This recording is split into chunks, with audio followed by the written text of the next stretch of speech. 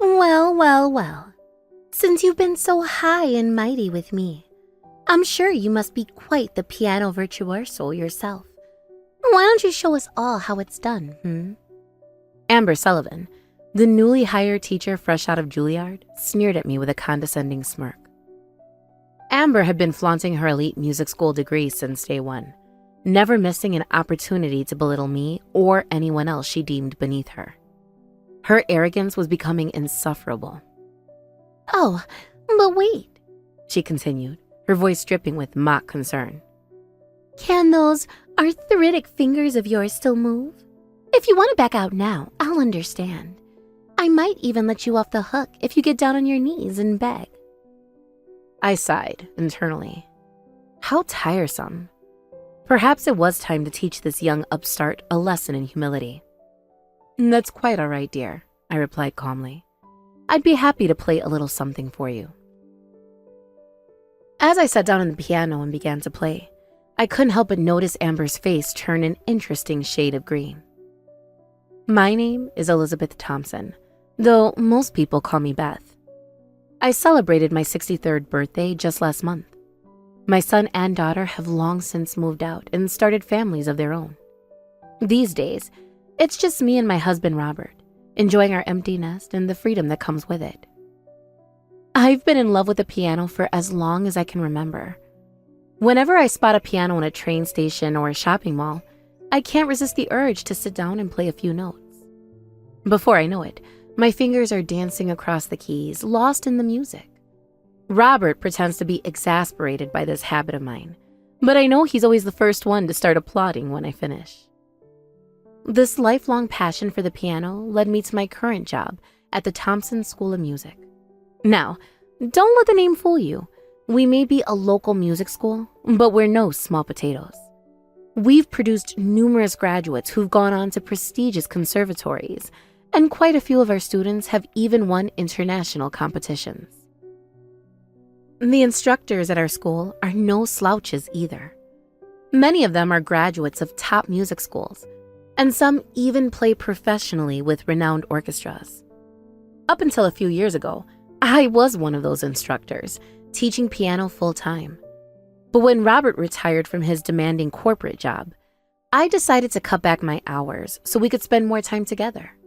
These days, I work part-time handling administrative duties at the school. That's where Amber Sullivan comes in. She's the young woman who was hired to take over my teaching load. When I heard she was a Juilliard graduate, I was genuinely excited to meet her. I imagined all the fresh ideas and enthusiasm she'd bring to our little school. Oh, how wrong I was. Today was supposed to be about handing over my remaining classes to Amber. I arrived at the school early, ready to brief her on each student's progress and learning style. The halls were quiet, a rare moment of peace before the day's lessons began. As I was setting up in one of the classrooms, I heard the click-clack of high heels approaching. Amber strutted in like she was walking a runway, chin held high, exuding an air of superiority that was almost palpable. "Good morning," I greeted her warmly. "You must be Amber Sullivan.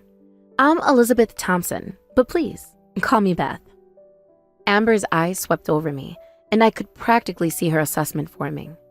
Her lip curled slightly as she replied. "Oh, you're Elizabeth? I didn't realize they had such quaint little old ladies working here." I was taken aback by her rudeness, but decided to give her the benefit of the doubt. Perhaps she was just nervous about her first day. "Well, shall we get started? I'd like to give you an overview of the students and our teaching philosophy."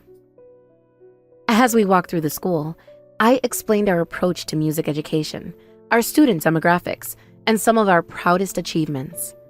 I could tell Amber was only half listening, her eyes darting around as if looking for something more impressive than what she was saying. And that covers the basics. "Do you have any questions so far?" I asked, wrapping up my introduction. Amber crossed her arms and fixed me with a skeptical look. "Yeah, I've got a question. Why exactly are you here?" "I'm sorry?" I blinked, confused by her blunt query. I mean, this isn't some rinky-dink community center piano class, right? You know, The kind where bored housewives teach hot-cross buns to tone-deaf kids. She waved her hand dismissively. I just can't figure out why someone like you is working at a place that's supposed to be producing serious musicians. I took a deep breath, reminding myself to stay patient. Amber, I understand you might have had certain expectations coming here, but I can assure you, our school maintains very high standards. We've had numerous students go on to— Yeah, I heard that part, Amber interrupted. But seriously, I graduated from Juilliard, the best music school in the country, maybe even the world. I just don't get why I'm supposed to be taking over from someone who, well, no offense, but you don't exactly scream a world-class pianist to me. I felt a flicker of anger, but I pushed it down. Amber, not everyone who comes to our school is aiming for Juilliard or a professional career. Many of our students simply want to learn to appreciate music and enjoy playing the piano. Our job is to nurture their love for music, whatever their ultimate goals may be. Amber rolled her eyes. Right, got it. Participation trophies for everyone.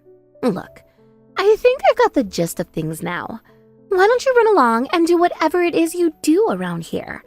I've got actual teaching to prepare for.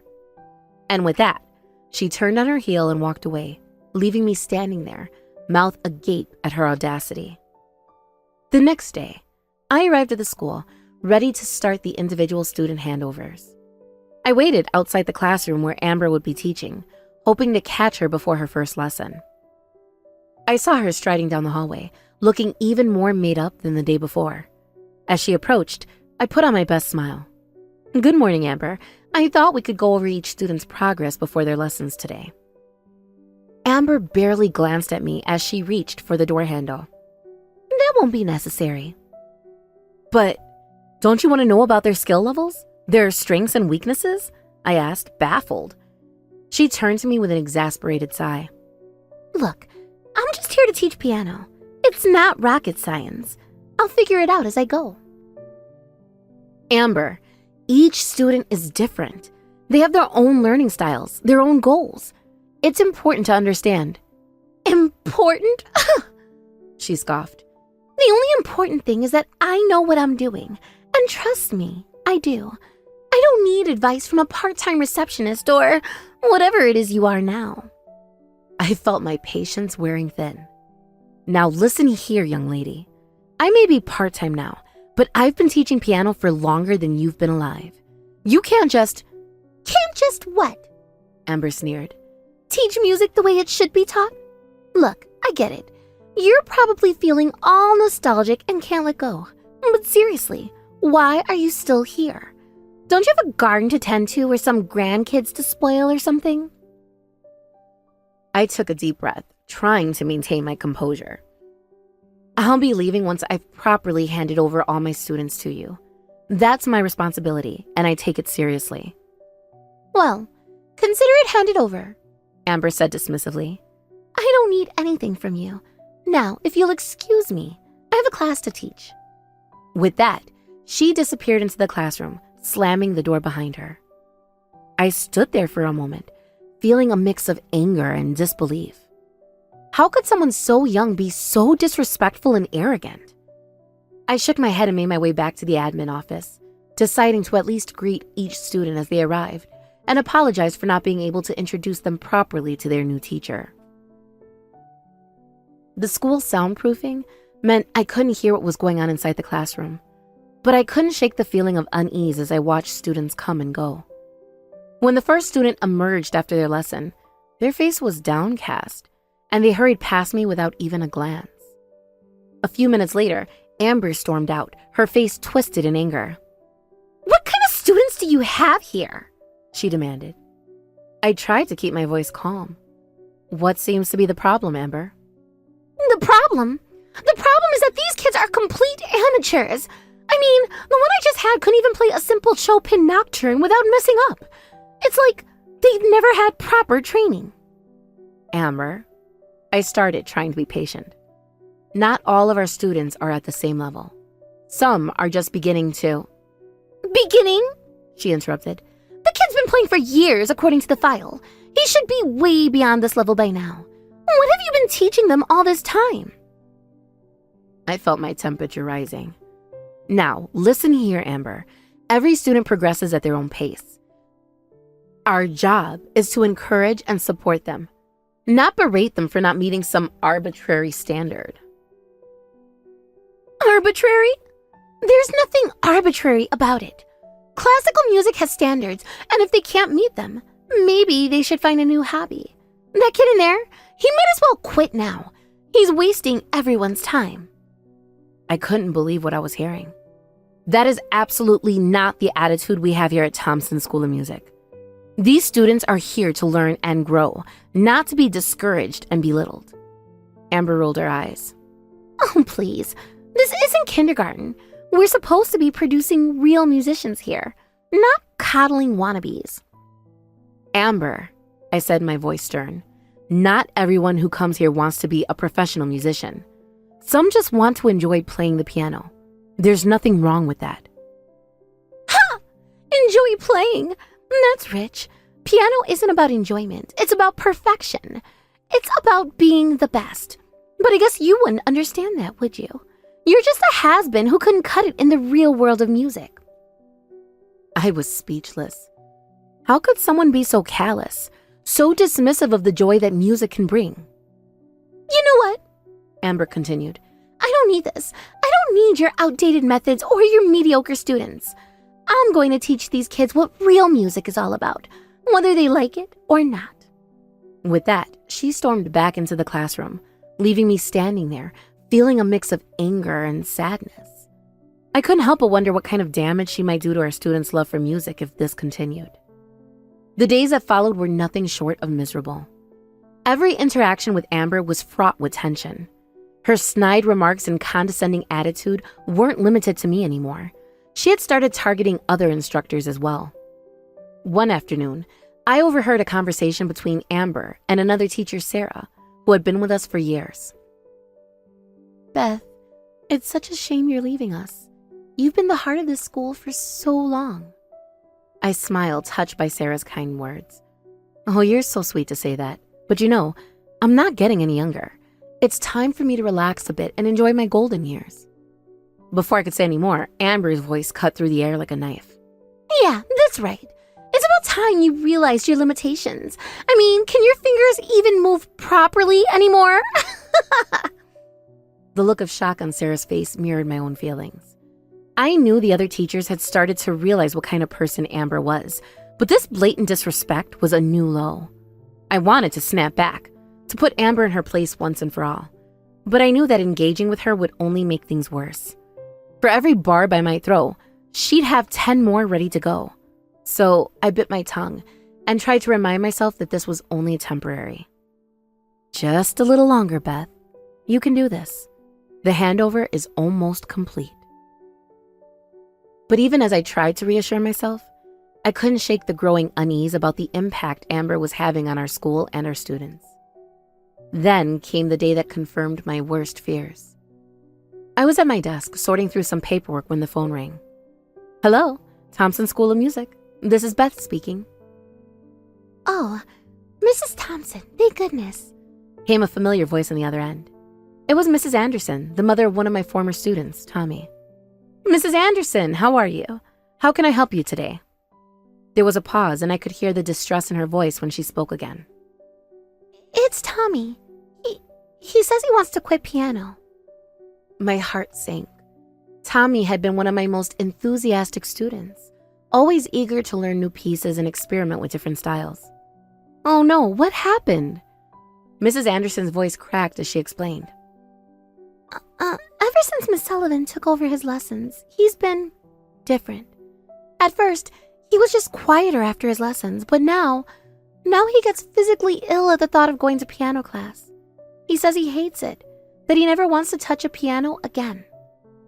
As Mrs. Anderson continued, painting a picture of Amber's harsh teaching methods and cruel criticisms, I felt a mix of anger and guilt wash over me. How could I have let this happen? Mrs. Anderson, I am so sorry, I said, my voice heavy with regret. This is not at all what we stand for at Thompson School of Music. Please, if you can, ask Tommy to hang in there just a little longer. I promise I'll speak with Miss Sullivan and sort this out." After assuring Mrs. Anderson that I would handle the situation, I hung up the phone and sat there for a moment, trying to process what I just heard. Then, with a determined set to my jaw, I stood up and marched towards Amber's classroom. I knocked on the door, perhaps a bit more forcefully than necessary. "Come in," Amber's voice called out. I entered to find her touching up her makeup in a compact mirror. She barely glanced up as I came in. "Amber, we need to talk," I said, my voice firm. "I'm kind of busy right now," she replied dismissively, still focused on her reflection. "This is important," I insisted. "I just got a call from one of your students' parents. They're wanting to quit piano altogether." That finally got her attention. She snapped her compact shut and looked at me with a mixture of annoyance and disbelief. "So, if they can't handle it, that's their problem." I took a deep breath, trying to keep my temper in check. "Amber, I've heard some very concerning things about your teaching methods. You can't berate and belittle students like this. It goes against everything we stand for here." Amber rolled her eyes. "Oh, please, spare me the kumbaya routine. If they can't take a little criticism, they'll never make it in the real world of music." "A little criticism?" I repeated, incredulous. "Amber, you've got students feeling physically ill at the thought of coming to their lessons. That's not criticism, that's abuse." "Whatever," she scoffed. "Look, I get it. You're all about making everyone feel good and special. But that's not how it works in the real world. In real conservatories, in real orchestras, you either measure up or you get out. I'm just preparing them for reality." I could feel my patience wearing thin. "Amber, listen to me very carefully. Not everyone here is aiming for Juilliard or a professional career. Many of our students are here simply because they love music and want to improve their skills. Our job is to nurture that love, not crush it." "Nurture their love?" Amber laughed derisively. "What is this, preschool? We're supposed to be creating musicians here, not coddling hobbyists." That was the last straw. I drew myself up to my full height and fixed Amber with a steely gaze. "Young lady, I have had just about enough of your attitude. You may have a degree from Juilliard, but you have a lot to learn about being a teacher and a decent human being. Now, I suggest you take a good, hard look at your methods before you destroy any more students' love for music." Amber's eyes widened in shock, clearly not used to being spoken to in such a manner. But before she could retort, I turned on my heel and walked out of the room, closing the door firmly behind me. As I made my way back to my office, I couldn't shake the feeling of frustration and disappointment. This wasn't how I had envisioned spending my last few weeks at the school.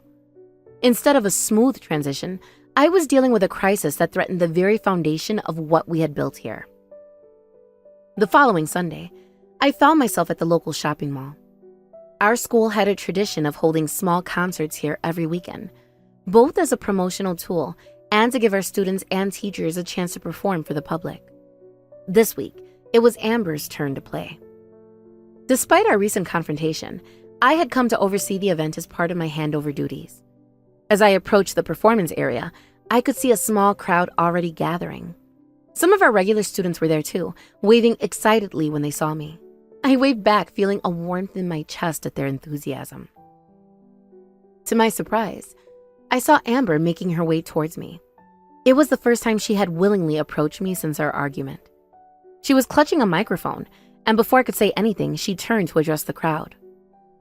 "Ladies and gentlemen, welcome to the Thompson School of Music Showcase," Amber announced, her voice dripping with false cheer. "Today, we have a very special treat for you. Our esteemed colleague here will be gracing us with a performance." With that, she thrust the microphone into my hands and practically shoved me towards the piano. "Amber, what are you doing?" I hissed under my breath. "You're supposed to be playing today." Amber leaned in close, her voice low and mocking. "Oh, come on. Isn't this your last hurrah or something? Besides, I'm far too good to be playing for free in a mall. My talents are wasted on these people." I could feel my blood beginning to boil. This isn't about showing off, Amber. It's about sharing our love of music with the community. It's part of your job. My job is to teach real music to real musicians, Amber sneered. not to entertain shoppers. But hey, if you think you can handle it, be my guest. I'm sure these people will love your quaint little tunes. That is, if your arthritic fingers can still manage the keys. Wouldn't want you to hurt yourself, Granny. Something inside me snapped. I had put up with Amber's disrespect and arrogance for weeks, but this was the final straw. I looked at her, then at the expectant faces in the crowd, and made a decision. All right, Amber, I said, my voice steady and cold. If that's how you want to play this, fine. But remember, you asked for it. I walked to the piano, my head held high. As I sat down, I could feel Amber's smug gaze on my back. She clearly thought she had won, that she had put me in my place once and for all. Well, she was in for a surprise. I took a deep breath, placed my fingers on the keys, and began to play. The first few notes of Rachmaninoff's Piano Concerto No. 2 filled the air. I could almost hear the collective intake of breath from the audience. This wasn't some simple tune or easy listening piece. This was one of the most challenging and beautiful works in the classical repertoire. As I played, I lost myself in the music. The sweet, melancholic melodies of the first movement gave way to the lush, romantic themes of the second. I could feel the audience leaning in, captivated by the intricate harmonies and powerful emotions of the piece. Rachmaninoff's Second Piano Concerto is notorious for its difficulty, with its complex rhythms and demanding technical passages. In my younger days, I had struggled with it, spending countless hours practicing until my fingers ached. But now, decades later, it flowed from me as naturally as breathing. As I launched into the dramatic final movement, I allowed myself a quick glance at Amber. Her jaw had dropped, her eyes wide with disbelief. Gone was the smug, superior expression she had worn just minutes ago. I turned my attention back to the music, pouring every ounce of skill and passion I had into the final crescendo. As the last notes faded away, there was a moment of stunned silence before the mall erupted into applause. Some people were even giving me a standing ovation. I stood up from the piano, my heart racing, and turned to face the crowd. Their enthusiasm was overwhelming, and I could see genuine awe and appreciation on their faces. But the face I was most interested in was Amber's. She was standing off to the side, her mouth still hanging open in shock. As our eyes met, I saw a flicker of something in her expression. Was it embarrassment? Respect? It was hard to tell. The crowd's applause showed no signs of dying down. I could hear calls for an encore, and I decided to oblige them. This time, I chose a melody of more contemporary pieces, some pop songs, a few jazz standards, even a couple of themes from popular movies. I wanted to show the breadth and versatility of piano music, to demonstrate that there was beauty and skill in all genres, not just classical. As I played, I saw children bopping along to the rhythm, teenagers nodding their heads in recognition of familiar tunes, and older folks smiling nostalgically at the classics. It was a beautiful reminder of why I had fallen in love with the piano in the first place. Its power to bring joy and connection to people of all ages and backgrounds. When I finally finished playing, the applause was even more thunderous than before. I stood up, bowing slightly to the audience, feeling a warmth in my chest that I hadn't experienced in years. This, I thought, this is what music is all about. As the crowd began to disperse, still buzzing with excitement, I made my way over to where Amber was standing. She was staring at me as if seeing me for the first time. Mrs. Thompson, she said, her voice barely above a whisper. Who are you? I couldn't help but smile. Oh, I'm just a little old lady who loves to play the piano. Nothing special. Nothing special? Amber repeated incredulously. But that was, you played Rachmaninoff. it off like it was a nursery rhyme. How is that possible? Well, I said, unable to resist a little teasing, I suppose you could say I'm just a tad better at the piano than you thought. Just a tad, mind you. Amber shook her head, still seemingly in shock.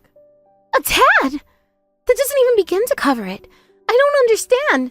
How can you play like that and still be... well, you know. Still be what, Amber? I prompted, my eyebrow raised. Old? Part-time? Not a Juilliard graduate? Before Amber could respond, a familiar voice called out from behind me. That was quite a performance, honey. You still got it, that's for sure. I turned to see my husband Robert beaming at me with pride. He walked over and gave me a quick peck on the cheek before turning to Amber. And you must be Miss Sullivan, he said, extending his hand. I've heard a lot about you. Amber's eyes widened in recognition. Mr. Thompson, I didn't realize you'd be here today. Robert chuckled. Well, I couldn't miss Beth's last performance as a teacher here, could I? Although, he added with a wink, I have to thank you for giving up your slot. It was a real treat to hear her play again. Amber's face paled as the realization dawned on her. Wait, you mean Mrs. Thompson is... My wife? Yes, Robert confirmed. And the co-founder of our little school here. Quite the pianist, isn't she? Amber looked like she might faint. Her mouth opened and closed several times, but no words came out. Robert, ever the diplomat, pretended not to notice her discomfort. Well, I'd better head off. Got a meeting with the board about some exciting new developments for the school. Beth, I'll see you at home later? I nodded, and Robert gave me another quick kiss before heading off, whistling cheerfully. As his footsteps faded away, Amber and I were left in an awkward silence. She was staring at the ground, her cheeks flushed with what I assumed was embarrassment. Finally, I decided to break the tension.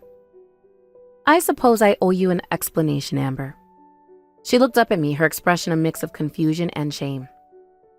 I don't understand.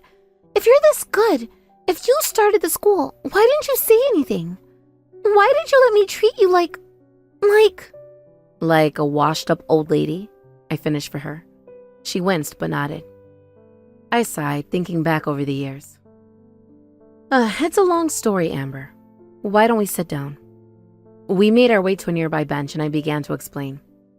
The truth is, I graduated from Juilliard too. Top of my class, actually. Amber's eyes widened in disbelief. You went to Juilliard? I nodded. I did. And just like you, I thought I was on top of the world. I was certain I was destined for greatness, for sold-out concert halls and standing ovations. I pushed myself to be perfect, to never make a mistake, to always be the best.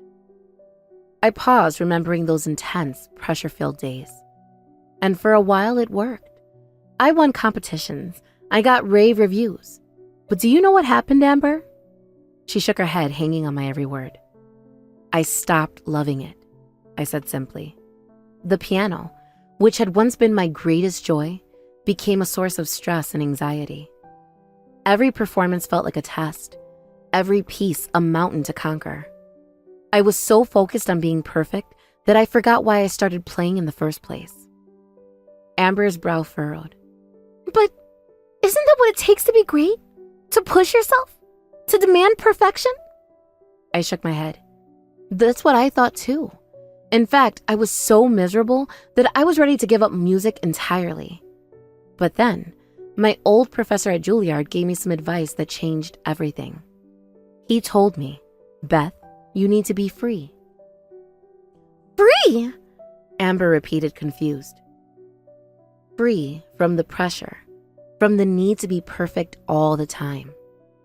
Free to enjoy music again, to play for the sheer love of it. I smiled at the memory. And you know what? Once I let go of all that pressure, once I allowed myself to just play and enjoy it, everything changed. The music flowed more naturally. The performances became joyful again. That's when I decided that I didn't want to be a professional concert pianist after all. But why? Amber asked, genuinely puzzled. You clearly have the talent for it. because I realized that what I really wanted wasn't fame or accolades. What I wanted was to share my love of music with others, to help them discover the joy I had rediscovered. So, Robert and I started the school. I turned to face Amber directly. That's why I've been so concerned about your teaching methods, Amber. I've been where you are. I know how tempting it is to push for perfection, to demand excellence at all cost. But that approach can do more harm than good. It can turn something beautiful into something painful. Amber was quiet for a long moment, absorbing what I'd said.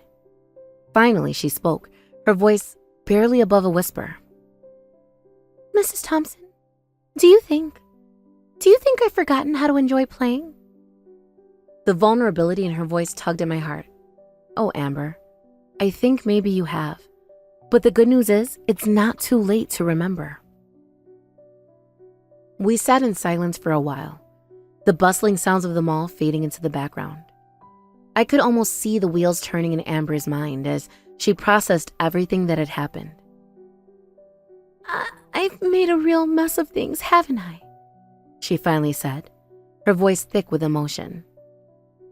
I placed a comforting hand on her shoulder. We all make mistakes, dear. The important thing is that we learn from them. Amber nodded, then suddenly stood up. To my surprise, she bowed deeply, her long hair falling forward to hide her face. Mrs. Thompson, I am so sorry for everything, for the way I behaved, for the things I've said and for how I've treated you and the other teachers and the students. I was arrogant and disrespectful. I see now how wrong I was. Can you ever forgive me? I stood up as well, gently guiding Amber to stand upright. Of course I forgive you, Amber. But it's not just me you need to make amends with. She nodded, wiping away a tear that had escaped. I know. I have a lot of apologizing to do, and I think I have a lot to learn about teaching, too. I smiled, feeling a spark of hope for the first time in weeks.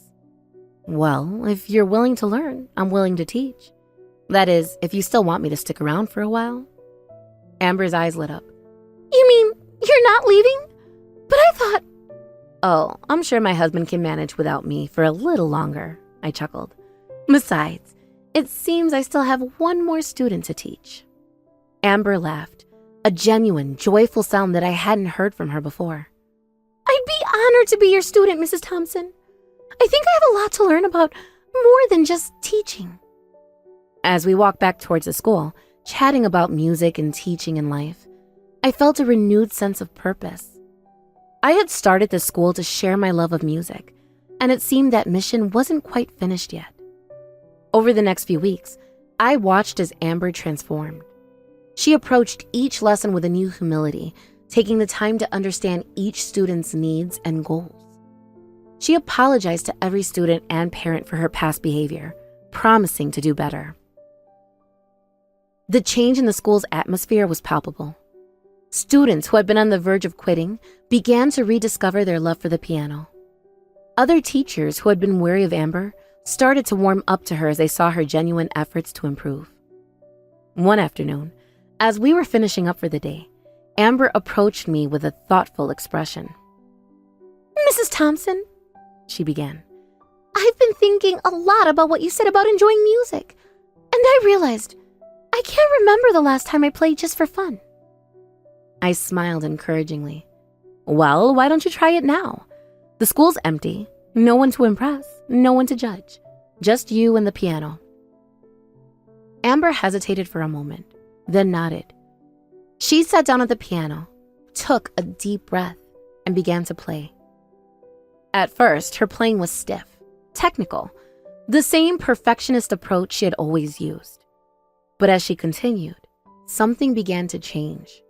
Her shoulders relaxed, her expression softened, and the music began to flow more naturally. She started with a classical piece, but then, to my surprise, transitioned into a popular song I recognized from the radio. Her fingers danced across the keys, adding flourishes and improvising with a freedom I had never seen from her before.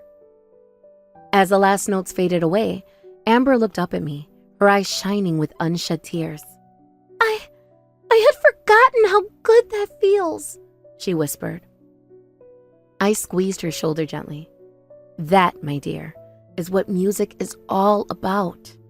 Not perfection, not impressing others, but the sheer joy of creating something beautiful. Amber nodded, a genuine smile spreading across her face. "Thank you, Mrs. Thompson, for everything. I think I'm finally starting to understand what it means to be a real musician and a real teacher." As I watched Amber gather her things to leave, humming happily to herself, I felt a sense of deep satisfaction. This, I thought, this is why I started teaching in the first place.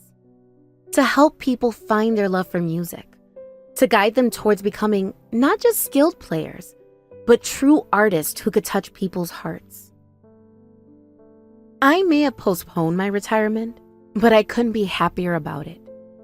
There was still so much to do, so much joy to spread, and so much music to make. In the months that followed, our school underwent a remarkable transformation. With Amber's newfound enthusiasm and my experienced guidance, we began to implement changes that breathed fresh life into our programs. We introduced Fun Fridays, where students could come and play whatever they wanted, be it classical, jazz, pop, or even their own compositions. The only rule was that they had to enjoy themselves. The result was astounding. Students who had been on the verge of quitting were now eagerly looking forward to their lessons. Amber, in particular, flourished in this new environment. She still maintained high standards, but now she balanced them with encouragement and understanding. Her students adored her, and her fellow teachers respected her.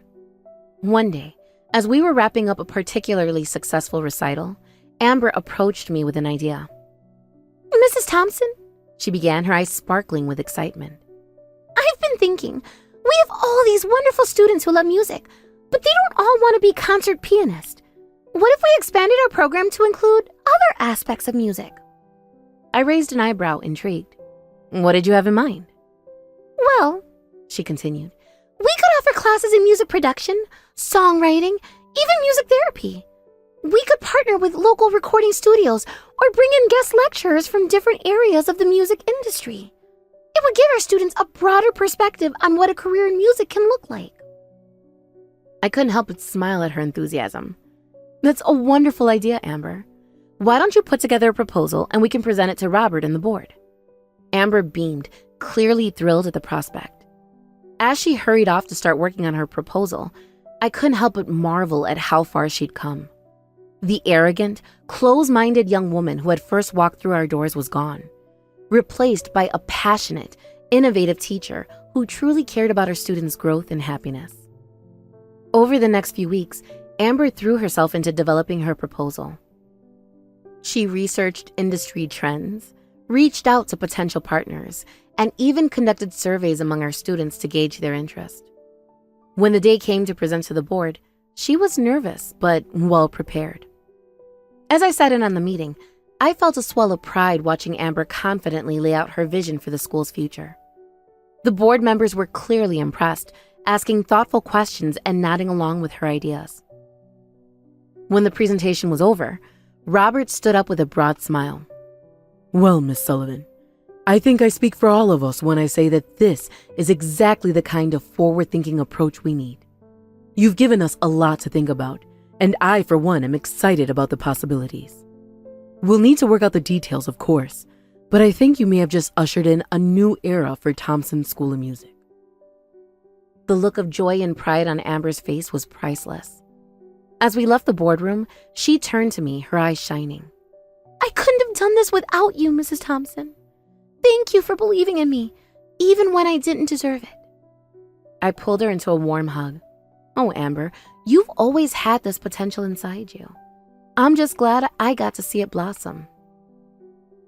As we implemented Amber's ideas over the following months, our school began to attract attention from the wider music community. We were featured in local newspapers and even got a spot on a regional TV news program.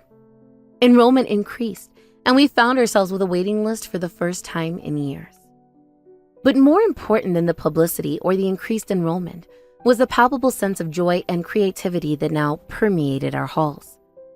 Students were collaborating on original compositions, experimenting with different genres, and most importantly, genuinely enjoying their musical journey. One afternoon, as I was tidying up my office, I came across an old photo album. Flipping through it, I found pictures from the early days of the school. Robert and me, young and full of dreams, posing in front of our first tiny storefront location. I smiled at the memories, marveling at how far we'd come. A knock at the door interrupted my reverie. It was Amber, holding a stack of sheet music. "Mrs. Thompson, do you have a moment?" she asked. "Of course, dear, come in," I replied, gesturing to the chair across from my desk. Amber sat down looking slightly nervous. "I've been doing a lot of thinking lately," she began. "About music, about teaching, about life. And I realized something important." I leaned forward, intrigued. "Oh, and what's that?" "I realized that I've been so focused on being the best, on proving myself, that I forgot why I fell in love with music in the first place," she said, her voice soft. "But watching you and learning from you these past months, I've rediscovered that joy, and I want to thank you for that." I felt a lump form in my throat. "Oh, Amber, you don't need to thank me. Seeing you grow and rediscover your passion has been reward enough." Amber smiled, then handed me the stack of sheet music she'd been holding. "I wrote this," she said. "It's a piece for 4 hands. I was hoping we could play it together at the next recital." I looked down at the music titled Generational Harmony, a duet for teacher and student. As I scanned the notes, I could see how Amber had woven together elements of classical technique with more modern, jazzy rhythms. It was a beautiful representation of our journey together. "Amber, this is beautiful," I said, feeling tears prick at the corners of my eyes. "I would be honored to play this with you." We spent the next few weeks rehearsing the piece whenever we had a spare moment. As we played together, I was struck by how much Amber had grown, not just as a musician, but as a person. Her playing now had a depth and emotional resonance that came from a place of genuine love for the music. The night of the recital arrived, and the auditorium was packed. As Amber and I took our seats at the piano, I felt a familiar flutter of pre-performance nerves. But when I looked over at Amber and saw the excitement in her eyes, those nerves melted away. We began to play, our fingers dancing across the keys in perfect synchronization. The piece was challenging, requiring both technical skill and emotional interpretation, but we moved through it effortlessly. As we played, I could feel the audience leaning in, captivated by the music. In that moment, with the music swelling around us, I felt a profound sense of fulfillment. This, I thought, this is why I became a teacher. To guide, to inspire, to watch talented young musicians like Amber grow and flourish. As we played the final notes, there was a moment of awed silence before the auditorium erupted into applause. Amber and I stood, bowing to the audience, our hands clasped together. Later that evening, as we were packing up, Robert approached us with a twinkle in his eye. "Ladies," he said, "that was quite a performance. In fact, it's given me an idea." Amber and I exchanged curious glances. Robert continued. "Beth, I know you've been talking about retiring for a while now, but watching you two tonight, I realized something. This school needs both of you. The wisdom of experience and the energy of youth, working in harmony." He turned to Amber. "Miss Sullivan, how would you feel about taking on a larger role here? Perhaps as co-director of our new expanded programs?" Amber's eyes widened in surprise. "Mr. Thompson, I'd be honored. But are you sure?" Robert nodded. "Absolutely. Your ideas have breathed new life into this school, and with Beth's guidance, I think you'll do amazing things." He then turned to me. "And you, my dear, how would you feel about staying on in a mentorship role, helping to shape the next generation of teachers and musicians?" I felt a smile spread across my face. "You know, I think I'd like that very much. As we left the school that night, Amber turned to me with a grin. Well, Mrs. Thompson, it looks like you're not getting rid of me anytime soon. I laughed, linking my arm through hers. My dear, I wouldn't have it any other way. Walking out into the cool evening air, I felt a sense of excitement for the future. Our little school had come so far, and with Amber by my side, I knew the best was yet to come. As we made our way to our cars, I couldn't help but reflect on the journey that had brought us here. From that first contentious meeting to now, preparing to lead the school together into a new era. It was a testament to the transformative power of music, of teaching, and of opening our hearts to new possibilities. I thought back to my own early days as a musician, the pressure I'd put on myself to be perfect, and how I had nearly lost my love for music in the process. And then I thought of Amber, who had traveled a similar path, but had found her way back to the joy of music. In that moment, I knew that whatever challenges lay ahead, we would face them together, with the harmony we had discovered both in our music and in our friendship. The Thompson School of Music was entering a new movement in its symphony, and I couldn't wait to hear how it would unfold. As I got into my car, I saw Amber pause by hers. She turned back to me with a warm smile. Thank you, Mrs. Thompson, for everything.